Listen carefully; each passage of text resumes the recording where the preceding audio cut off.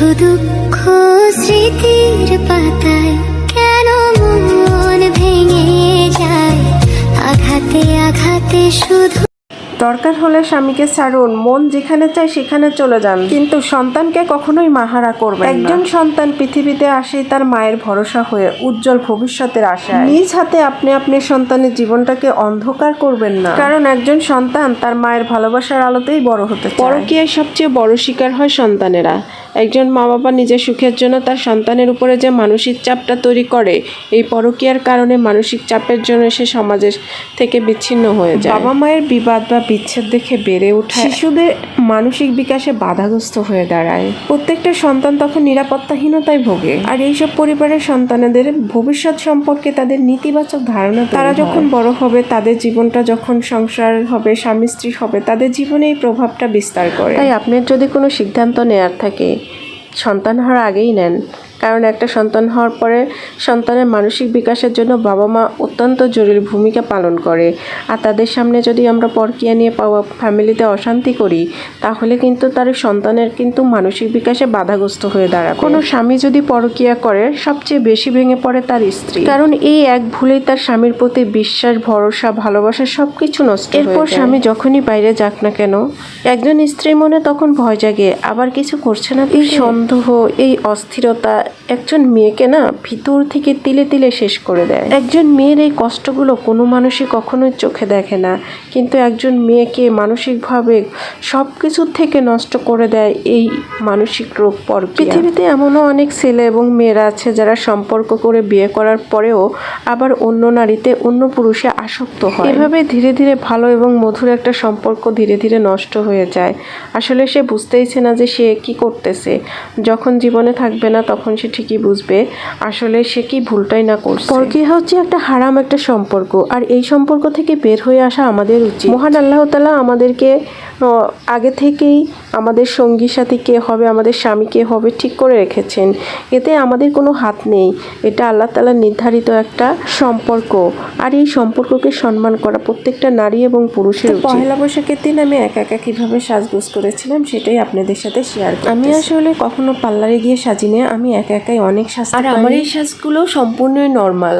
কারণ হচ্ছে আমি কোনো ধরনের ফাউন্ডেশন, মেকআপ এগুলো কখনোই আমি আমার স্কিনে অ্যাপ্লাই করি নাই, কারণ আমি তো এমনিতেই অনেক মাশাআল্লাহ ফর্সা, যার কারণে এগুলো আসলে আমার প্রয়োজন হয় না। আমি তো চাকরি করি, তার জন্য অনেকেই ভাবে আমি প্রতিদিন মেকআপ করি।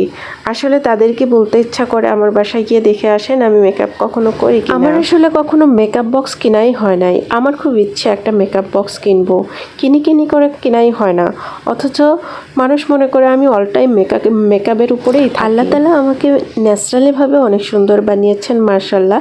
সবাই বলে, আমি বলি না। আমার কাছে আমাকে কখনোই ভালো লাগে না। আমি কোনো কিছু না দিয়েই দেখেন আমি কত সুন্দর করে সাজটা কমপ্লিট করলাম। একটু নর্মাল পাউডার লাগালাম, তারপরে একটু কাজল পরলাম, তারপরে হচ্ছে একটা টিপ পরলাম, আর একটু লিপ লাইনার পরলাম। এখন আমার চুলটা সেট করার পালা। একটা মেয়ের সাজটা কমপ্লিটই হয় চুলের ডিজাইনের উপর। চুলটা আপনি যেভাবে লুকিং দিবেন, যেভাবে স্টাইল করবেন, ঠিক আপনাকে ততটাই ভালো লাগবে। অর্থাৎ চুল বাঁধার উপরে নির্ভর করে আপনার সৌন্দর্যটা। তো আমি চালু করে চুলের স্টাইলটা করতে চাচ্ছি, কারণ আমি দুপুরে এখনও খাবার খাওয়া হয় নাই, 4টা বাজে। আমার জন্য আমার মাও না খেয়ে বসে আছেন, কারণ তাকে বারবার বলতেছে তুমি খেয়ে নাও, আমার লেট হবে, কিন্তু সে কথা শুনতেছে না, সেও না খেয়ে বসে আছে। মেয়েদের তো সাজগোজ করতে তো সময় লাগবে, এটাই তো স্বাভাবিক। তো আমি প্রথমে এইভাবে হেয়ার স্টাইল করলাম, কারণ আমি এভাবে হেয়ার স্টাইল করতে খুবই ভালোবাসি। তো ভালো লাগতেছিল না এই লুকে, মানে গেট আপের সাথে এই হেয়ার স্টাইলটা যাচ্ছিল না, তার জন্য এটাকে আবার খুলে ফেলতেছি, কারণ এটা দারুণ একটা স্টাইল মনে পড়েছে, সেভাবেই করি। এভাবে আসলে আমি কখনো মাথায় হেয়ার স্টাইল করি নাই, এই জীবনের ফার্স্ট আমি এভাবে হেয়ার স্টাইল করলাম। তো একটা মোটা একটা ব্যান্ড দিয়ে পিছনে চুলটাকে ঝুঁটি বেঁধে নিলাম। আপনাদেরকে আর একটা কথা বলি, আমি না সব ধরনের হেয়ার স্টাইল পারি, বাট আমি হচ্ছে কখনো খোপা করতে পারি না, এটা আমার কাছে খুবই বিরক্ত। তো আমি খোপাটা করার জন্য আগে একটা ঝুঁটি বেঁধে নিলাম। এভাবে হেয়ার স্টাইল করার জন্য মনে হচ্ছে আমার বয়স অনেকটা বেড়ে গেল, কারণ এভাবে তো হেয়ার স্টাইল স্টাইল আমি কখনো করি না, তাই আমার কাছে একটু আনইজি ফিল করতে। এখন হচ্ছে সাদা এবং লাল দুইটা গাজরা একসাথে করে নিলাম, কারণ এই গাজরা দিয়ে চুল খোপায় দিলে খুবই ভালো লাগে। তো আমি এভাবে দিয়ে দেখলাম, ও মা, এ তো অসাধারণ সুন্দর লাগতেছে, আমার নিজের কাছে নিজেকেই ভালো লাগতেছে। কি আর পহেলা বৈশাখ বলে কথা, লাল সাদার কম্বিনেশন যদি না থাকে তাহলে কেমন লাগে না? তাই আমি গাজরাটা লাল সাদাই নিয়েছিলাম।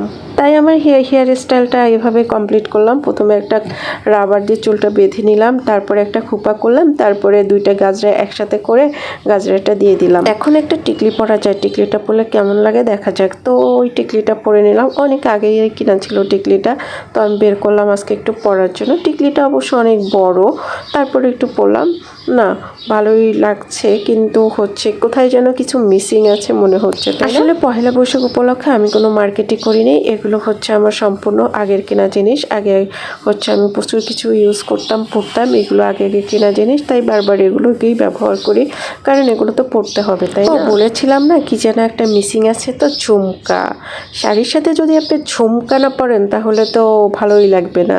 তো ঝুমকা পরে দেখি কেমন লাগে। এই একটা ঝুমকা আমি কানে দিয়ে দিলাম, আর একটা দিব, কিন্তু আমার কানে আবার টপ পরা ছিল, তো ভাবলাম টপটা হচ্ছে পরে থাকি, কিন্তু পরে দেখলাম না কি কোনো কিছু মিসিং মনে হচ্ছে, তাই আমি আবার ঝুমকাটা বের করে দেখলাম, আমাকে ভালোই লাগতেছে, তো ঝুমকাটা পরলাম। তো ঝুমকাটাও আমার ম্যাচিং হয়ে গেছে, লাল এবং সাদার কম্বিনেশন আছে, কারণ সব কিছুই কেন যেন আমার ম্যাচিং হয়ে যায়। আমি অনেকগুলো জিনিস একসাথে পরি, যার কারণে বাসায় যেটাই নিয়ে আসে কেন কোনো না কোনো কিছুর সাথে এটা ম্যাচিং হয়ে যায়। এবার পড়তেছি ছেলেদের সবচেয়ে অপছন্দের একটা জিনিস, সেটা হচ্ছে লিপস্টিক। লিপস্টিক আবার অনেক ছেলেদেরই পছন্দ না, আবার অনেক ছেলেদেরই প্রায় পছন্দ করে, কিন্তু মেয়েরা লিপস্টিক আসলে খুবই পছন্দ করে।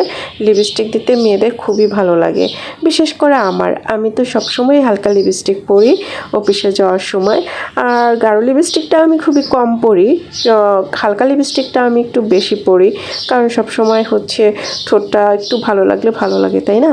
আর ঠোঁট যত হচ্ছে ব্রাইট দেখায়, স্কিন তত ব্রাইটনেস বাড়ে। এটা কি আপনি? আমি হচ্ছে ছোট এবং বড় আয়না দিয়ে সাজতে অভ্যস্ত। আমার সামনে আছে একটা ড্রেসিং টেবিল, তারপর আমি ছোট আয়নাটা দিয়ে সব কিছু সাজটা কমপ্লিট করি, কারণ কাছের থেকে চেহারা না দেখে গেলে কি ভালো লাগে বলেন? তাই আমি কাছের থেকে চেহারা দেখে দেখে সাজটা কমপ্লিট করি। এই হচ্ছে আমার ফাইনাল লুক। আমাকে দেখতে কেমন লাগছে একটু বলবেন প্লিজ। ভালো লাগলে লাইক, কমেন্ট, শেয়ার করে পাশেই থাকবেন। বন্ধু তো বন্ধুর জন্যই। আর ফেসবুক এমন একটা প্ল্যাটফর্ম, ইউটিউব বলেন, ফেসবুক বলেন, এখানে আপনি যে যত যাকে ভালোবাসা দিবেন, ভালোবাসা তত গুণে বৃদ্ধি পাবে।